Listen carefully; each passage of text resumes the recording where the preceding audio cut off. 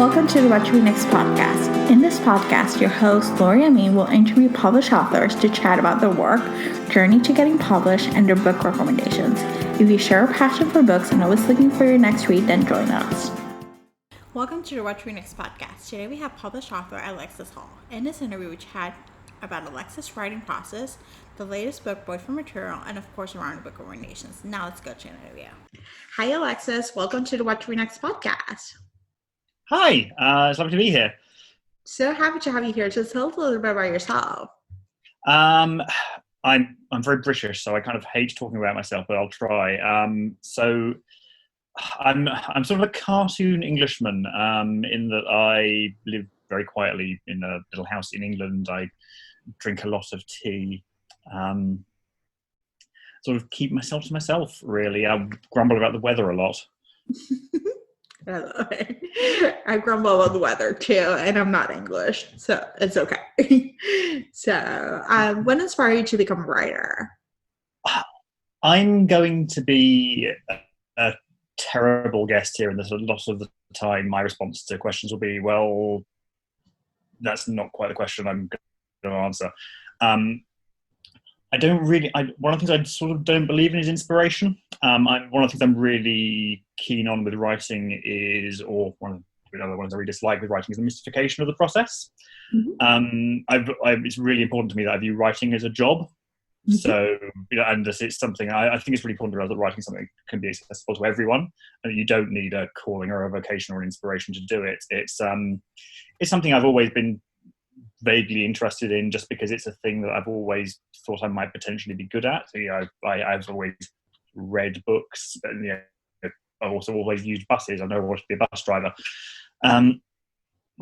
So there's not a big inspiration story. It's more a question of just sitting down and saying, actually, I think there's an opportunity here for me to potentially do that, and it might work for me. It's not a big mystery. I like it. I like the fact it's a job, and you happen to be really good at it, and you might as well just keep doing it. That is the plan for the foreseeable, at least. So what was your journey to get your first book published? So this is back in about 2012, although my memory for dates, names and times is awful.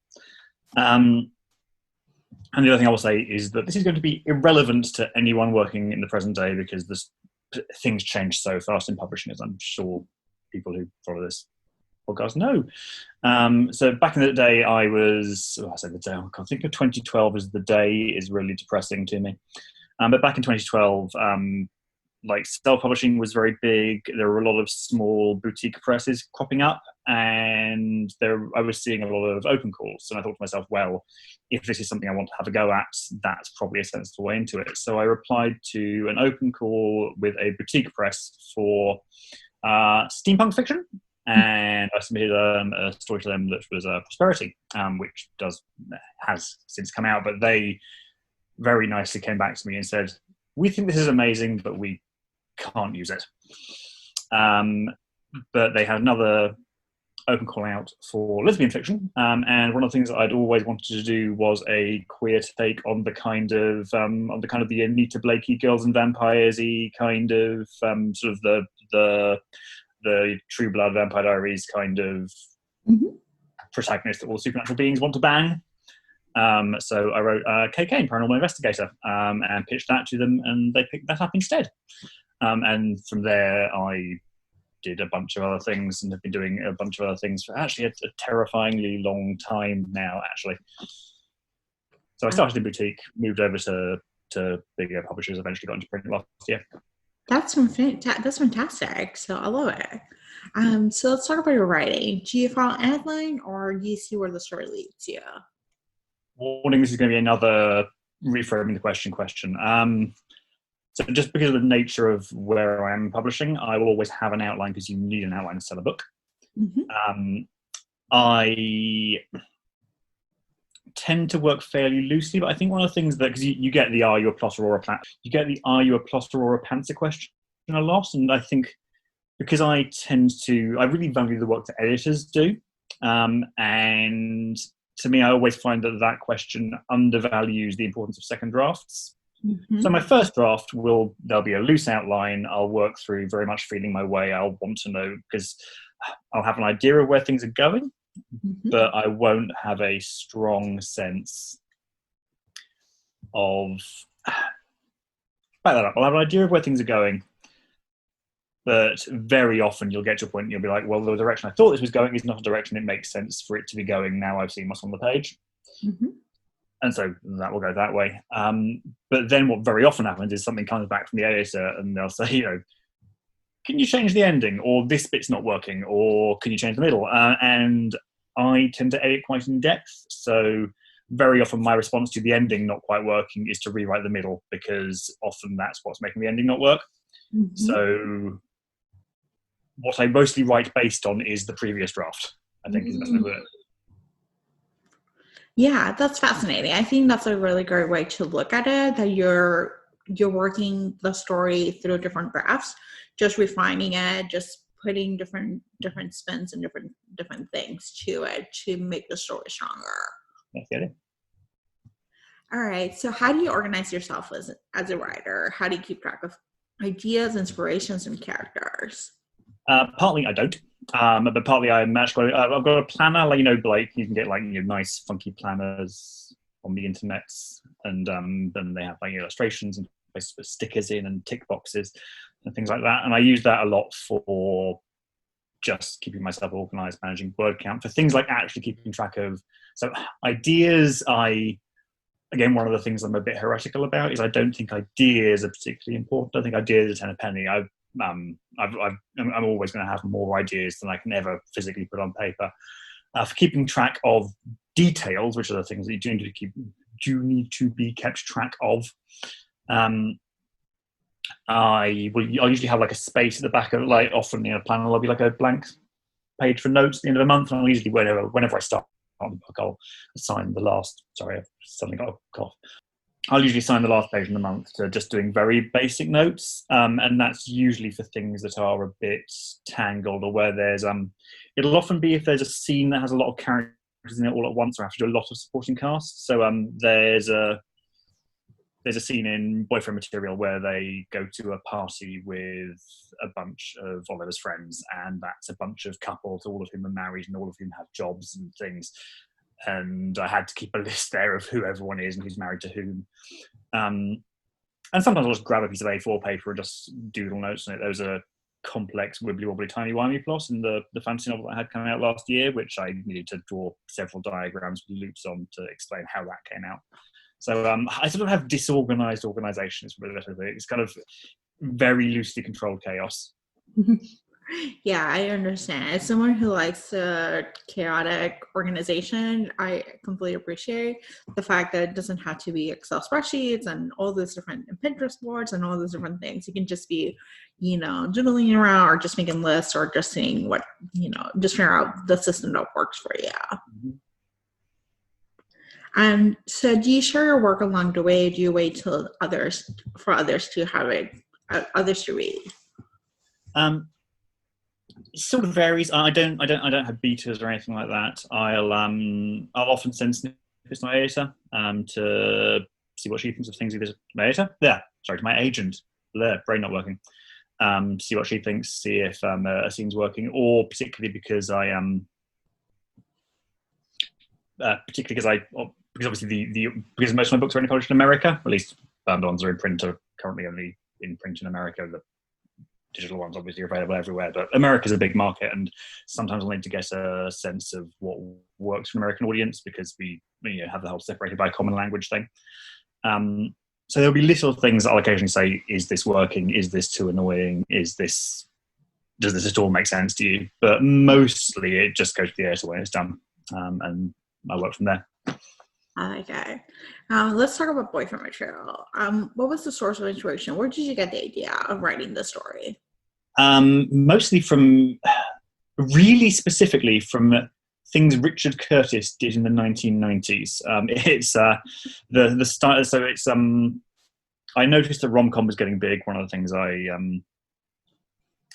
like to do, and I've done a lot throughout my career, is do takes on either big popular genres or genres that I personally happen to like, and it happened that I both like rom-coms and that rom-coms were kind of getting a lot of notice at the moment. And I really wanted to do something that felt like a sitcom or movie written by Richard Curtis in the 1990s. So that kind of Notting Hill Love, actually, kind of anything with Hugh Grant in it, basically. With a touch of Vicar of Dibley on the side. Yeah. Yeah, I like it. I think it was like a perfect rom-com for me. It had enough comedy. It had enough, kind of like opposites attract, fake relationship. It just had a little bit of the elements that I like about it that I just want to keep reading, in my experience. I'm so glad. So Luke and Oliver are opposites attract, and they each have their baggage. They start fake dating. Why pick this trope as the rom-com as opposed to other tropes? And part of it is sort of, if you're picking from a list of N things, you're gonna have to pick one of them. But there were a couple of quite big fake dating books at the time, and one of the things that I said that I think I've mentioned is that I like to do takes on things that are already out there. So, for example, I've just finished a trilogy of build-on books about a billionaire who's a dom, because obviously that was quite big in the wake of 50, and there were a lot of takes on that, and so fake dating was the thing that I was noticing, and so what I'll often do is I'll take that trope and then work back from it. So all of the other aspects, the opposites attracting stuff, the characters with a lot of baggage, that just grew out of how can I make fake dating work in this context for these people. Yeah, I think it worked. Like, it was something they like each other, but they were not. I don't know. They felt like it was like fake dating was the right way to get them together, as opposed to just being like, we like each other, we're opposites attract, we're just gonna make this work. Like, I think it just made the story make sense for their relationship to start, and for them to, even though they were fake dating, to start real dating. I think it just evolved, like, the whole process. Yeah. So I saw the part of I love the text messaging and like Oliver's awkwardness around it, around the dick pics. I think you had a unique take. I'm like, what was inspired you just to add that kind of like humor of saying, I'm going to send you a bunch of pictures of Richards as opposed to of my dick. So partly I'm far too British to ever possibly consider sending a picture of anything of that nature to anyone, and partly because I just love puns. Basically, I just really, really like puns, and so in it, and because part of it's about just the whole. It was about managing the whole sort of, or what's in some areas of trade is called the huge level of the novel. It was never going to be the kind of thing where you'd get pictures of penises flying around. But I liked it as banter. But it evolved out of banter between the characters, and I liked silly jokes, and the book is full of quite silly jokes and pictures of guys called Richard. I just thought I thought it appeals to my sense of humour, and because I wrote a lot of plays myself, it therefore appeals to the sense of humour of the characters. I think it also illuminates quite a lot about who they are, because there's no way Oliver is far too repressed to send an actual dick pic. And also, let's be clear, not wanting to send people dick pics doesn't automatically make you repressed, at least not in a bad way. Like, it's a thing you can do if you're into it. You don't have to be into it. But he's the kind of person that would want to do something that showed that created a connection, that showed sort of willing and a slight cleverness in having a workaround. Luke obviously has a lot more of a.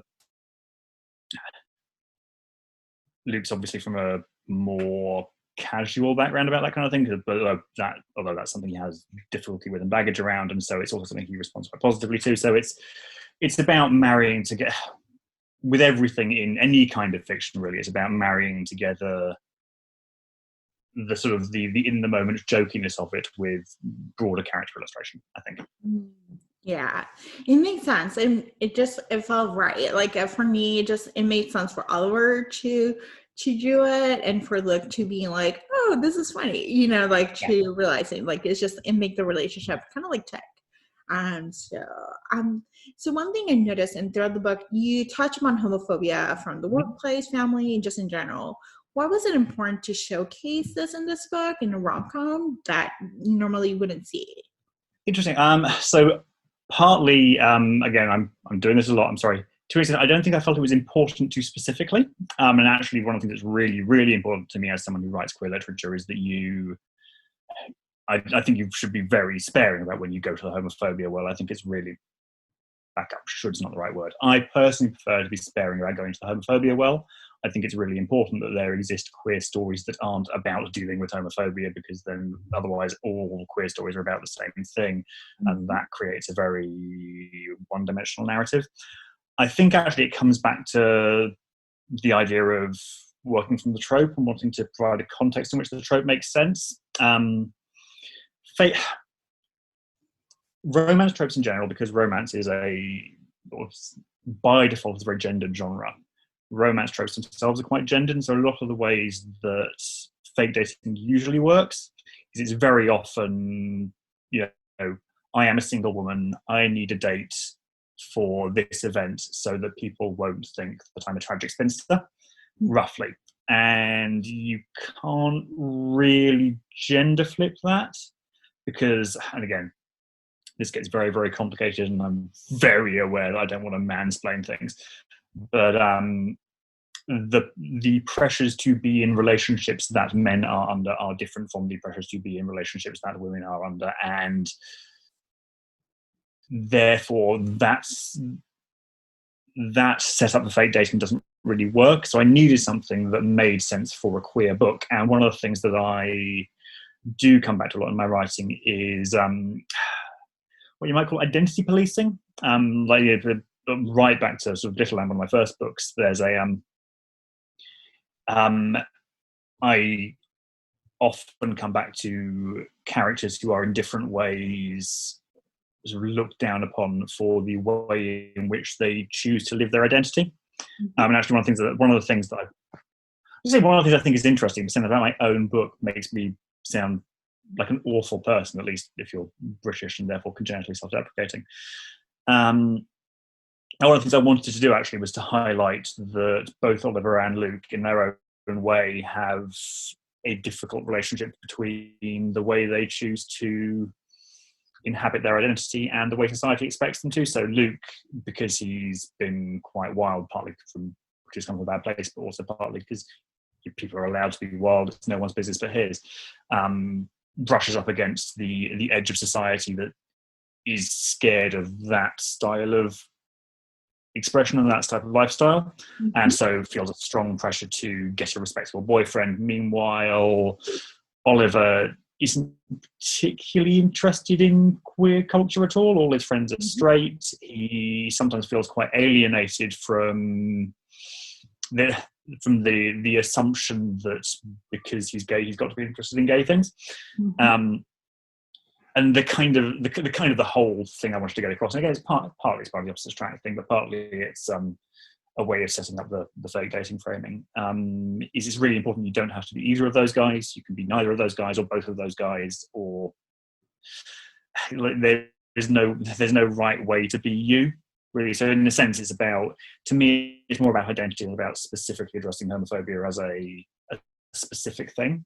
Although I should also stress I'm a massive Bartesian, so that's just my interpretation, and readers are happy to read things how they wish. Yeah, I think it just developed the characters really well. Like it explained why there were the decisions they made and like how they go about living their life and how they actually come together as a relationship. So I think it was like it was a well-rounded way of looking at the situation. Thank you.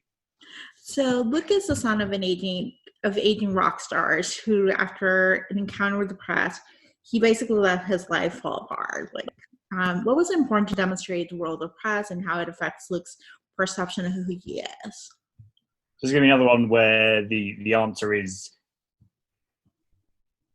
I say a priori versus a posteriori, it makes me sound incredibly silly, so I apologise for that. But it wasn't a priori important. It wasn't that I sat down saying, I want to write a book that deals with the press, because, I mean, partly because it's just, I mean, it's a rom-com. What I wanted to write was a book that was funny and heartwarming about two guys fake dating.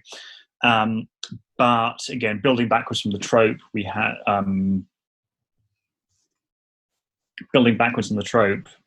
my thought process was essentially, essentially fake dating. Okay, what kind of person would need a fake boyfriend? Okay, what if it was someone who needed to kind of rehabilitate their image? Okay, so why might you need to rehabilitate your image? Okay, well, maybe you've had some kind of contact, some kind of negative press coverage, and that, so you're probably like tangentially famous for some reason, and that then came to, well, you're probably like a famous person's kid or something. Mm-hmm. I love What's it. that? Yeah. I love it. That makes sense. It makes sense why you got to rehab your image to bring a fake boyfriend into your life. Mm-hmm. That makes sense. So speaking of Luke, he works in a dung beetle charity cause. Is that a real charity cause, or is it made up? Yes and no is the answer. It's not based on a specific real charity, and I don't know if there are any specific real charities that just do dung beetles, but I do just peripheral. You know how things just filter, particularly in the modern hyper-connected internet age, things just filter into your brain as things that are things. I do know that dung beetles are a really important part of the ecosystem. They are actually, I don't think they're endangered in the technical sense of the word, but they are threatened, and it is genuinely potentially going to cause quite major problems down the line. So there are people who are specifically working on saving dung beetles. It's there's also a broader thing with I think about charity quite a lot. There's also a broader thing where it's very easy to attract attention to kind of sexy causes. Mm-hmm. And there is a real problem with drawing attention to unsexy causes like saving dung beetles. So it's like there's a British naturalist called Chris Packham, who presented a kids' TV show in the 80s and 90s. You've almost certainly never heard of him, and he caused a massive uproar about like 5-10 years ago now by suggesting we should let pandas go extinct. But the point he was making was that we put a lot of effort into flagship species. We put a lot of effort into saving animals that look cool or cute or have had movies or cartoons made about them. But actually, ecologically, often what's really important is things like saving dung beetles. So there's sort of real environmental science behind it. I don't know if it's it's not based on a specific real organization. You brought a good reminder about unsexy causes, and just realizing, like, you still have to take care of it. Like, I think it's someone who, we're in this time of the year, we're in this time of the world where some causes are becoming more prevalent, and then realizing, well, there's all the other causes that are struggling with, and that we should take care of them too. Especially. Yeah. Sorry, I didn't mean to cut you off. Of course, then that can lead to paralysis, and you want to thinking, well, if you can't do everything, because you don't want to get into the space where you're thinking, well, if we can't do everything, we couldn't do anything, shouldn't do anything. And yes, charity is complex. It's incredibly complex. It is. So, all right. So let's talk about Oliver. Oliver practices criminal law. What was your research to get this part right and demonstrate that's different from American TV? Keeping in mind that most of the American audience be like, wait, there's conversations about jury trials and criminal law that's different, because the book is set in England. Yes, so it's worth recognizing that that most English people also only really know about the law from American TV. It's why part of the reason there is that Oliver and Luke have those conversations where Luke's just kind of, why don't you shout objection? It's genuinely not just trying to make it accessible to an American audience, just genuinely the only time you see that kind of thing is when you're watching Law and Order or Ally McBeal, and so you do just internalize this idea that it's all lawyers shouting at each other. And even though we know rationally that we live in a country where lawyers wear wigs, and obviously biggest difference, wear wigs in my country, As for research, so partly just because I went to one of the ancient scary universities, I know a reasonable number of barristers. It's one of the jobs that people do in my social circle. So I've had a reasonable number of just kind of lawyer conversations with people. Part of it also is I've got books. There's quite a lot of books by lawyers. There's one called The Secret Barrister, is quite a good one. Of just people doing anecdotes about being in the law, which is, it's one of those odd ones where I don't know how much of the difference between the way Oliver talks about the law in Boyfriend Material and the way that Luke thinks about the law and the way that American TV presents the law is due to differences between the American and British legal system, or whether it's due to differences between TV and reality, if you see what I mean.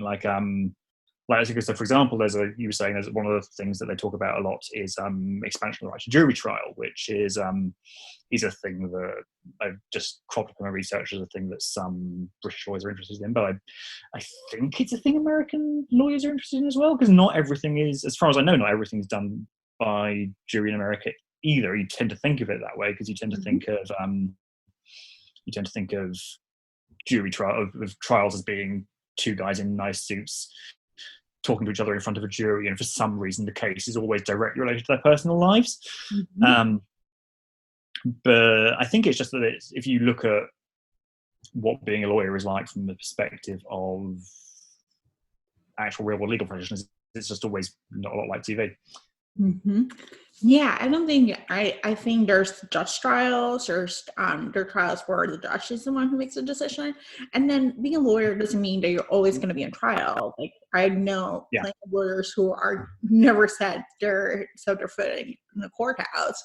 So I think it's it's important to. I think it just expanded the conversation. As someone who's had no idea about the British legal system, it definitely added a new layer of understanding that I just didn't think it was. That's very kind of you. As always, I would stress, as the old disclaimer goes, I am not a lawyer, and please don't learn too much about the British legal system from me, because I probably got a lot of it wrong. But it's one of the things I try. One of the things I sometimes, sorry, I have glib phrases I articulate to myself, and one of the things I think is that I care a lot about specificity rather than authenticity. Let's say that again. I care quite a lot about it. I care quite a lot about specificity rather than authenticity. I think what was really important to me was that Oliver's being a criminal barrister in England came across as not just being a generic TV lawyer, but as really specifically being a criminal barrister in England. It's part of the reason he talks a lot about not making any money, because and this definitely is true on the other side of the Atlantic. I have watched YouTube videos about this. Criminal law does not pay because most people who are on trial for crimes are poor. Yeah. Thank you so much for talking about the book. So now let's go to random book recommendations. This is an opportunity to share with the audience what they should read next. So what is your favorite genre? So again, this is I'm saying I'm about interviewing a lot, and I apologize for that. But I have real difficulty with favorites because I think I have a hierarchical mind, which again, I keep saying things and I'm thinking, gosh, that makes you sound like a dickhead. So I apologize. I read across genres. So I read fantasy, I read romance, I read mysteries a lot. I read occasional bits of literary fiction, although, and the debate of whether literary fiction counts as a genre or not is very much up in the air. The only genre I really avoid, I think, is horror, just because I don't particularly like being scared in my leisure time. And I don't super get on with some kinds of very hard SF, if it's all just kind of machines and space marines. Otherwise, I'm very genre eclectic. Okay. Who are your go-to authors? Go-to authors. So again, I have an imperial buttload, to use a technical term. I've done a whole do last year about Terry Pratchett, who was very important to me at a very young age. In romance, I love the work of Laura Kinsale. She just writes in a way that I don't think anyone else in the genre does, or really anyone else anywhere does. I'm a big fan of Dashiell Hammett. If you're going to read books about private detectives, read books about private detectives that were written by someone that used to be a private detective. I am incredibly into Nalini Singh's very weird paranormal romance stuff that I think I stopped doing that. She's moved more towards more contemporary, but her old sort of Side Changeling series and some of her other very, very weird, like intensely world-built stuff I always thought was excellent. I also really like Wilkie Collins and think he needs more bigging up because Dickens gets all the press and shouldn't. So what has been a book that you read this year or last year that you love? Once again, I'm really bad at keeping to limits, so I'm going to mention a couple if that's all right. So I really enjoyed. I think I've got it right here. Checking I'm pronouncing it. So I really enjoyed Planetfall by Emma Newman, which is which I actually I was So we shared an editor, which is how I got a copy of the book. But it's a science fiction story about someone. Again, we talked about unsexy charities, and it's a science fiction story that's basically about someone with an unsexy mental illness, who was a 3D printer technician living in the shadow of an alien city that might also be God in the future. I recently really enjoyed The Five by Hallie Rubenholt, which is it's a non-fiction biography of the 5 women who were killed by Jack the Ripper, which sounds really morbid and exploitative, but kind of the point is sort of to address the morbidness and exploitativeness of the whole Jack the Ripper thing. So it's about taking those 5 women and treating them seriously as human beings and trying to address some of the myths about the way they've been presented over the years, things like that, trying to humanize them to sort of remind the world that these were real human beings who got murdered, although one of the things the book does quite importantly is that it doesn't have any detail about the murder. It's right up to the night before they died, and then it's then Jack the Ripper happened. Which I think is quite it's one I don't like declaring books to be important, but I think as particularly in a world where true crime is so big now as a genre, particularly a sort of televised genre, I think something that goes back to probably the most famous true crime story in history and recast it as being about the victims, I think is really important. The final one, which is a book I genuinely read recently and genuinely loved and thought would be nice to tell people about, is A Recipe for Persuasion by Shonali Dev, which isn't strictly out yet. It comes out on the 26th of May, so it might be out when this goes live. I have no idea what the timescales are on these things. And that's a retelling of Persuasion, but it's about an Indian American woman living in California, who runs a restaurant that she inherited from her father, who she sort of has this very complicated retroactive relationship with. You sort of gradually learn over the book that he's nowhere near as benevolent a person as you sort of suspect he might have been from the beginning. It